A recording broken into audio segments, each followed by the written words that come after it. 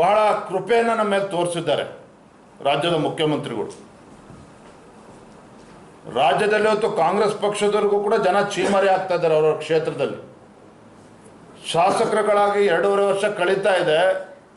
ನಮ್ಮ ಕ್ಷೇತ್ರದಲ್ಲಿ ಅಭಿವೃದ್ಧಿಗೆ ಬಿಡುಗಾಸನ್ನು ಕೂಡ ಮುಖ್ಯಮಂತ್ರಿಗಳು ನೀಡ್ತಾ ಇಲ್ಲ ಅಂತೇಳಿ ಇವತ್ತು ಮುಖ್ಯಮಂತ್ರಿಗಳ ಮೇಲೆ ಅಸಮಾಧಾನ ಹೊರಹಾಕೋದಕ್ಕೆ ಇದು ಕೂಡ ಒಂದು ಪ್ರಮುಖವಾಗಿರ್ತಕ್ಕಂಥ ಕಾರಣ. ಹಾಗಾಗಿ ಮುಖ್ಯಮಂತ್ರಿಗಳು ತನ್ನ ಕುರ್ಚಿಯನ್ನು ಉಳಿಸ್ಕೊಳ್ತಕ್ಕಂಥ ಸಲುವಾಗಿ ಈಗ ಅನುದಾನದ ಒಂದು ನಾಟಕವನ್ನು, ಕಪಟ ನಾಟಕವನ್ನು ಆಡ್ತಾ ಇದ್ದಾರೆ. 50 ಕೋಟಿ ಬಿಡುಗಡೆ ಮಾಡಿ ಅಂತೇಳಿ ಮುಖ್ಯಮಂತ್ರಿಗಳು ಪತ್ರ ಬರೆದಿದ್ದಾರೆ ಅಷ್ಟೇ.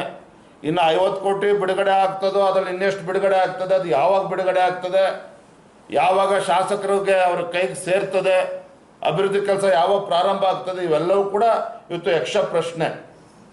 ಆದರೆ ಆಡಳಿತ ಪಕ್ಷಕ್ಕೆ ಅವರ ಕಣ್ಣಿಗೆ ಒಂದು ಬೆಣ್ಣೆ, ವಿರೋಧ ಪಕ್ಷದವರ ಕಣ್ಣಿಗೆ ಸುಣ್ಣ, ಇದು ನಿರಂತರವಾಗಿ ಕಾಂಗ್ರೆಸ್ ಆಡಳಿತದಲ್ಲಿ ನಡ್ಕೊಂಡು ಬಂದಿದೆ. ಈಗಲೂ ಕೂಡ ಅದನ್ನು ಮುಂದುವರಿಸಿದ್ದಾರೆ. ಧರ್ಮಸ್ಥಳ ಇದಕ್ಕೆ ಸಂಬಂಧಪಟ್ಟಂಗೆ SIT ಕೊಡಲ್ಲ ಅಂತ ಹೇಳಿದ್ದಾರೆ ಸರ್. ಇಲ್ಲಿ ಇವೆಲ್ಲವೂ ಕೂಡ ಚರ್ಚೆ ನಡೀತಾ ಇದೆ.